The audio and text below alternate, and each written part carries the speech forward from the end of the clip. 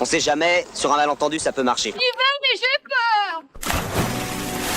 Eh mais en fait c'est pas si mal ce que j'avais fait. C'est peut-être un succès alors. Mais elle est où la podcast Molly ? Faire un podcast, c'est le Far West. J'ai oublié de parler de ça. Un peu flou, non? Je suis un peu perdue. Vous trouvez pas qu'il y a un truc dont on ne parle pas assez quand on crée du contenu ? Ce sont toutes ces pensées qui s'entrechoquent dans nos têtes. Et ouais, on va pas se mentir, avoir son propre média, c'est souvent osciller entre deux extrêmes. Je suis un putain de génie et j'en peux plus. Mais ce projet, on va pas l'abandonner, on l'a dans les tripes, on y pense, jour et nuit. Est-ce qu'il y en a vraiment qui arrivent ? Je rencontre tous les jours des créateurs et créatrices qui transforment leur projet en succès. Il n'y a pas de magie là-dedans, juste de la stratégie et de la détermination. Alors j'ai eu envie de vous en faire profiter. Comment on développe son média ? Quelles sont les méthodes qui fonctionnent vraiment ? Est-ce qu'il y a des erreurs à éviter absolument ? Et la monétisation dans tout ça ? Je vais chercher pour vous les réponses à ces questions. Mon but, vous donner les moyens de vos ambitions et vous pousser à passer à l'action. Je suis Anne-Claire Leca et vous écoutez Antipop, le podcast qui explore les stratégies de croissance des créateurs de contenu. Bonne écoute!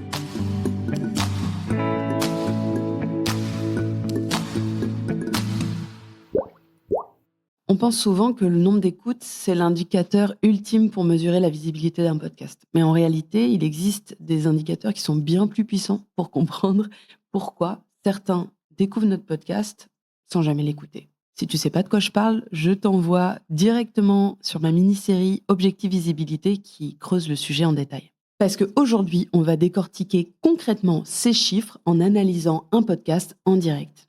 Il y a quelques jours, j'ai fait appel à des volontaires sur Instagram et Maxime, le créateur du podcast Club VG, s'est directement proposé. Je lui ai demandé de partager ses stats et aussi de réagir à cet audit. Il a écouté mon analyse et il m'a envoyé ses réactions à chaud et vous entendrez ce qu'il pense de tout ce que j'ai raconté en fin d'épisode. Bon, le principe de l'audit, c'est le suivant. Je vais me mettre dans la peau d'un auditeur, d'une auditrice potentielle pour ce podcast Club VG. Et je vais me mettre en situation d'exploration sur les plateformes, comme si j'étais sur Spotify ou sur Apple Podcasts en train de scroller. Je vais donc suivre le parcours classique. Je vais scroller, regarder la cover, lire la description du podcast et écouter les 60 premières secondes du dernier épisode publié.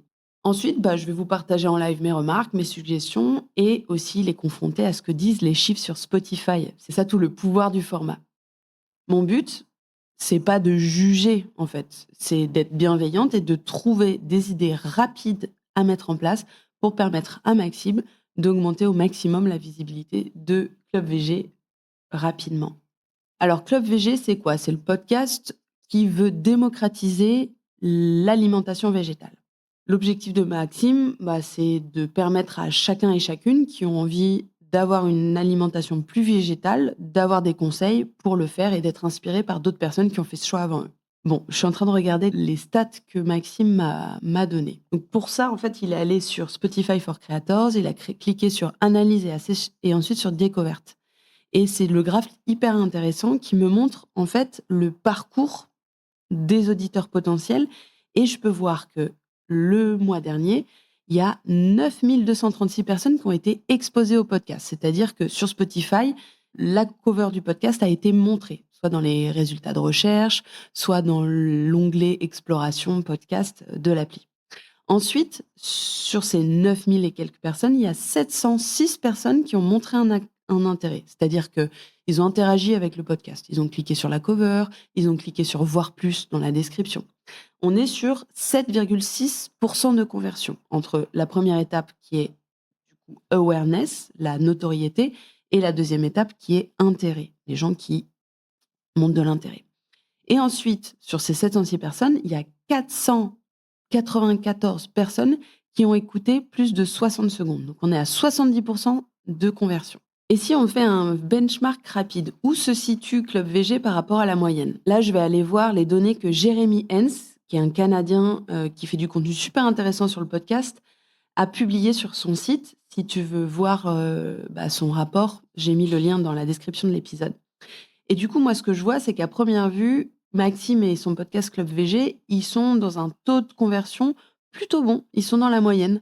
Mais ça n'empêche qu'on peut détecter, je pense, des améliorations pour augmenter ces taux de conversion et faire en sorte que le nombre final d'auditeurs fidèles augmente au fur et à mesure. Et bien sûr, moi, j'ai hâte de savoir ce que Maxime en pense.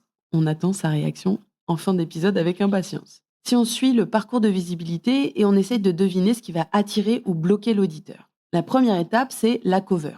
C'est l'impact de cette vignette, de ce graphisme au premier regard. Donc là, je regarde la cover et je vais me poser la question. Est-ce que la cover, elle est lisible, elle est distinctive dans les résultats Spotify? Est-ce que si je la compare aux autres podcasts de la même catégorie, est-ce que ça me donne envie de cliquer sur la cover?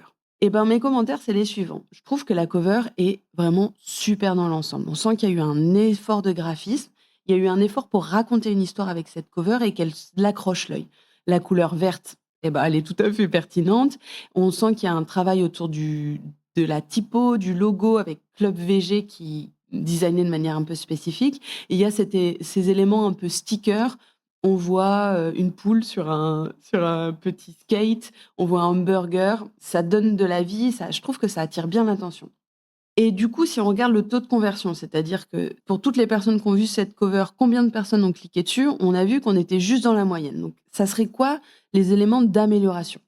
Je me demande s'il n'y a pas une confusion justement sur le sticker hamburger. Est-ce que quand on est végétarien ou vegan, on va être vraiment appelé par un hamburger? Moi, je suis végétarienne moi-même et je vois un hamburger, je pense tout de suite viande. Donc, je me demande si c'est vraiment pertinent d'avoir mis un hamburger sur cette cover.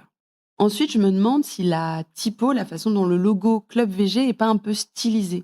Si on voit ce logo pour la première fois, le G, il est pas très compréhensible. Donc, je me demande s'il faudrait pas juste un tout petit peu modifier le design pour rendre encore plus lisible ce titre de Club VG.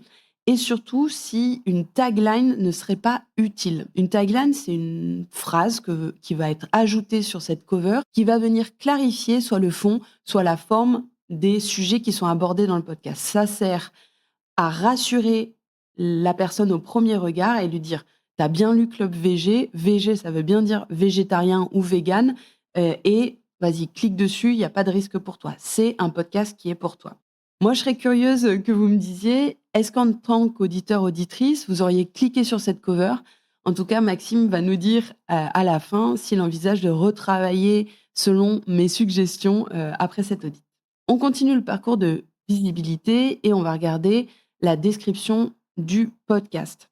La description du podcast, c'est aussi le titre du podcast. Moi, en termes de titre, je me demande si j'aurais pas ajouté alimentation végétale, régime végétarien après Club VG. En fait, ça permet, en termes de PSO, c'est-à-dire le référencement sur les plateformes d'écoute des podcasts, de remonter quand les gens font des recherches sur la thématique de notre podcast. Donc, moi, ça serait un premier truc. Ensuite, si je regarde la description du podcast, les questions que je vais me poser, c'est est-ce que c'est engageant? Est-ce que ça me donne envie de lire la suite de la description? Est-ce que c'est compréhensible en moins de 30 secondes? Alors, je la lis. En fait, c'est très bien. Je trouve que c'est très clair, c'est très bien structuré. Je me pose la question de comment est-ce qu'on pourrait ajouter de l'engagement? Parce que là, on voit que Maxime, il a travaillé pour que ce soit très lisible, qu'on prenne de quoi on parle. Le PSO est très bien travaillé. On voit qu'il a ajouté plein de mots-clés avec des listes, des énumérations. Je me demanderais comment est-ce qu'on pourrait ajouter un peu de fun. Tu vois, ce fun que j'ai vu avec la cover, avec cette petite poule là qui fait un signe de la victoire avec ses doigts sur son skate. Moi, je sens un peu de dynamisme et d'humour. Et quand je lis la description, j'ai moins cette impression d'humour. Donc, ça serait un axe d'amélioration pour Maxime. Comment je ajouter un petit peu plus de personnalité, d'humour, de dynamisme, d'engagement dans cette description de podcast. Je me demande ce que Maxime va penser de ce point. En tout cas, réponse à la fin de l'épisode. Si on continue, troisième étape du parcours de visibilité, c'est le titre et la description de l'épisode analysé. Je vais regarder le titre. Est-ce qu'il est accrocheur? Est-ce qu'il est clair? Est-ce qu'il m'incite à cliquer dessus? Le dernier épisode qui a été publié au moment où j'enregistre cet épisode, c'est 37, comment rendre le véganisme accessible et gourmand, en majuscule, explorer Paris en 100% vegan avec Franck, Vegan Tourist Map. Donc là, on sent le titre, il a été travaillé un maximum pour le PSO. Il y a les bons mots-clés, véganisme, vegan, et voilà. Et aussi dans la structure, c'est cool, je trouve que la formulation de questions, ça donne envie d'avoir la réponse. Explorer Paris en 100% vegan, ça vient s'attaquer un peu à un cliché du Paris qui est un peu sur la bouffe traditionnelle, etc. Moi, ça m'a donné envie de cliquer. Ensuite, je vais lire la description de l'épisode. Les premières lignes sont-elles engageantes? Ouais, c'est super clair. On sent que le PSO est aussi travaillé.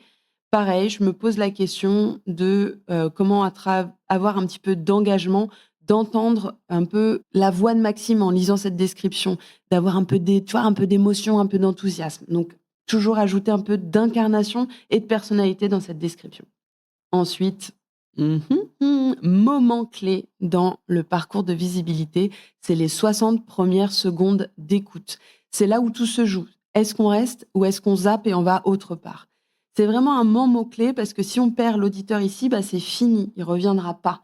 Et du coup, je vous propose d'écouter ensemble ces 60 premières secondes de l'épisode de Club VG, l'épisode 37, et on va voir ensemble ce qui fonctionne, ce qui peut être amélioré toujours. Et surtout, attendons la réaction de Maxime à la fin de cet épisode. Alors, qu'est-ce que vous en avez pensé? Moi, de mon côté, je me suis notée en écoutant ces 60 premières secondes que le pré-roll du début, c'était peut-être un petit peu abrupt pour rentrer en matière. Je me mets à la place d'un auditeur, d'une auditrice qui écoute ce podcast pour la première fois, d'entendre du coup un message sponsorisé. Est-ce que c'est pas un peu abrupt, tu vois? Est-ce qu'on pourrait pas placer ce pré-roll sponsorisé en milieu d'intro? Je présente le podcast, mais avant le message de notre sponsor. Là, au moins, tu as accroché l'auditeur qui ne te connaît pas encore, tu lui as dit de quoi tu parles, pourquoi c'est intéressant pour lui, et il y a moins de risques qu'il zappe avec « Oh non, encore de la pub ». Ceci dit, le message du pré-roll était très bien rédigé et assez agréable à écouter. Ensuite, le générique, il est très cool.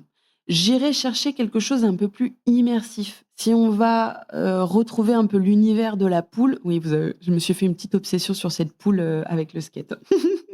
Est-ce qu'on aurait envie d'entendre un cot ou tu vois, genre quelque chose un peu immersif qui donne de l'humour, qui donne du dynamisme et qui donne un peu plus de personnalité, d'originalité à ce générique qui est assez classique, qui est bien fait, franchement, dans les règles de l'art, mais j'aurais envie d'avoir un peu plus de singularité qui se dégage de Club VG dans les 60 premières secondes.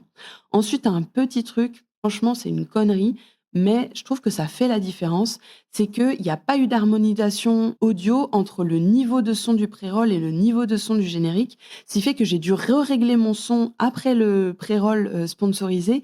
Et en fait, ça arrive souvent, même sur des podcasts super bien produits par des gros studios. Et je trouve ça un peu dommage parce que je suis obligée de ressortir mon téléphone pour régler ça. Alors, est-ce que mon attention a été captée? Oui, tu es au bon endroit, 5 étoiles. J'aurais bien aimé avoir des formules un chouïa moins bon élève galvaudé et d'avoir plus d'humour ressenti. Je me répète. Et de quoi on parle? C'est clair, on a la promesse. Je comprends que si je suis végétarienne ou j'ai envie de le devenir, si je suis végane ou j'ai envie de le devenir, je suis au bon endroit, que ça va parler de quelque chose qui m'intéresse. J'aurais envie d'avoir un peu plus le côté club, parce que moi, quand je clique sur Club VG, j'entends un groupe de personnes, etc. Et le côté communauté, je le ressens pas encore assez dans le générique. Bon, ces 60 premières secondes, elles sont vraiment bien en termes de générique. Vous voyez que je suis un peu pointilleuse et je chipote un peu, mais vraiment, on est là pour faire toujours mieux et pour augmenter ce fameux taux de conversion entre les personnes qui ont lancé l'écoute de cet épisode et celles qui vont décider de continuer. Et donc, ce qui va intégrer aussi dans ces 60 premières secondes, je suis allée toucher un petit peu plus loin, on est dans les 2 premières minutes, c'est aussi la première question que va poser Maxime à son invité. Et là, c'est un peu sous-estimé comme point, c'est que la première question qu'on pose à son invité, il faut qu'elle hook l'attention, qu'elle soit vraiment sur le cœur du sujet de l'épisode. Et là, j'étais un chouïa déçue parce que ça a été une présentation un peu classique de l'invité. Est-ce qu'on aurait pu faire réagir autour d'un cliché sur le véganisme, sur le pari 100% vegan. Voilà, quelque chose que j'ai vu dans le titre. Clac, on fait réagir directement l'invité dessus, quitte à le faire présenter dans un deuxième temps, mais je trouverais ça plus original et encore plus attractif pour continuer l'écoute. Donc, synthèse de tout cet audit tout au long du parcours de visibilité, c'est que franchement, tout est vraiment très bien. On est sur du fine-tuning au niveau de la cover. Peut-être se poser la question du message perçu et comment les auditeurs et les auditrices perçoivent ce côté hamburger. Ajouter une tagline pour plus de clarté sur ce dont on parle. Peut-être retravailler un chouïa logo pour que le club VG se lise mieux. Ensuite, sur les descriptions à la fois du podcast et de l'épisode, on voit qu'il y a un gros travail de clarté, de structuration et de référencement qui a été fait de la part de Maxime.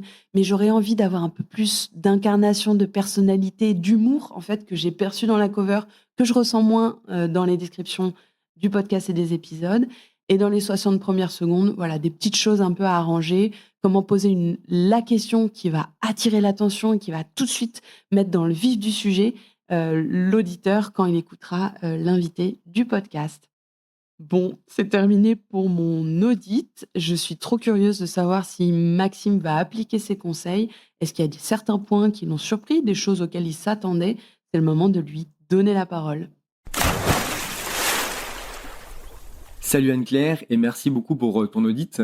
C'est toujours un peu intimidant de voir son travail décortiqué par une autre personne. Je vais essayer d'être assez rapide sur mes retours. Tout d'abord pour la cover. Il faut savoir que en janvier, j'ai fait appel à une graphiste pour revoir l'entièreté de mon identité visuelle et donc on a travaillé ensemble sur cette nouvelle cover.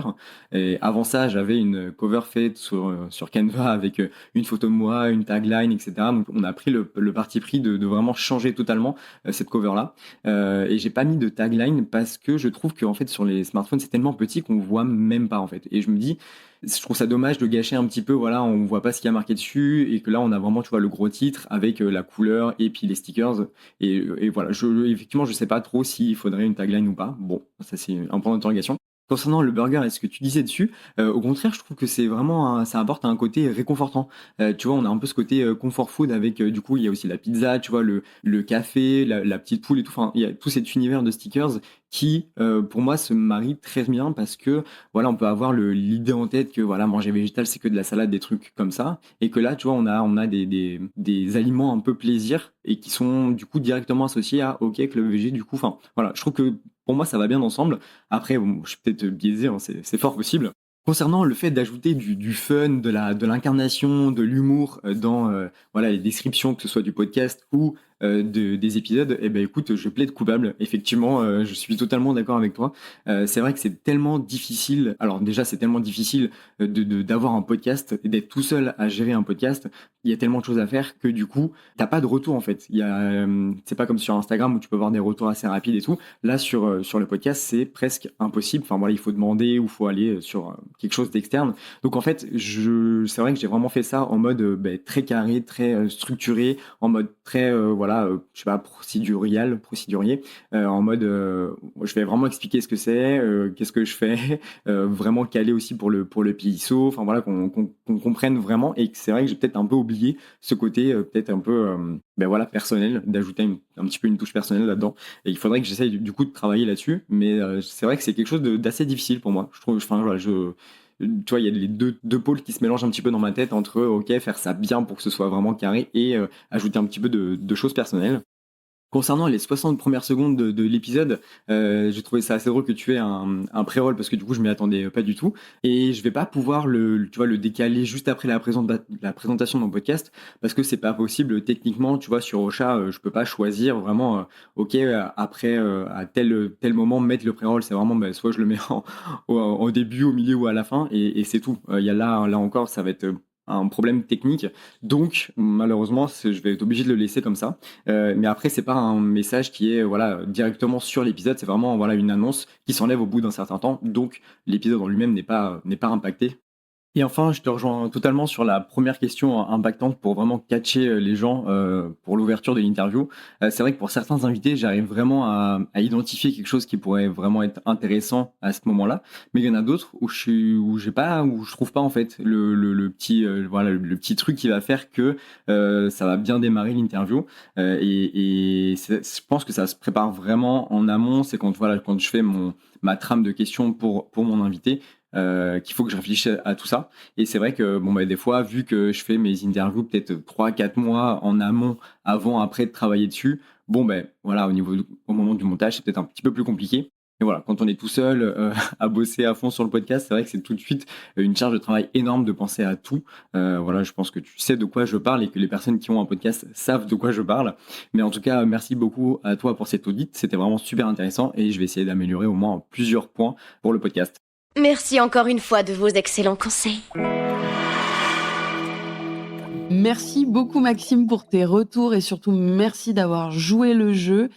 J'ai hâte de savoir et de voir comment Club VG va évoluer après cet épisode.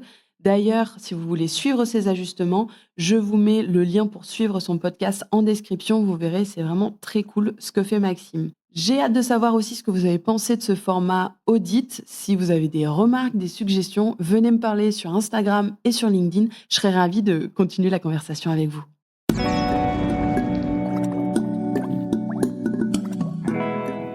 Alors, il était comment cet épisode ? Est-ce que ça vous a donné un petit déclic du genre « Mais oui, bien sûr, je peux le faire » ou peut-être même « Écoutez, c'est une tuerie ». Vous m'envoyez ravi. Et si vous voulez encore plus de conseils, abonnez-vous à ma newsletter. Promis, vous ne serez pas déçus. Antipop est un podcast d'ICO, produit par Anne-Claire Leca. La réalisation sonore est signée Alice Krief des Belles Fréquences. Envie de prolonger la conversation ? Retrouvez-moi sur LinkedIn ou Instagram. Les liens sont dans la description de l'épisode. Ah oui, mais aussi, mettez la plante d'étoiles, les petits avis qui font plaisir. Vous le savez, ça vous prend 2 secondes et moi, c'est comme le fromage sur les macaronis, ça me fait trop plaisir à chaque fois de vous lire. À très vite.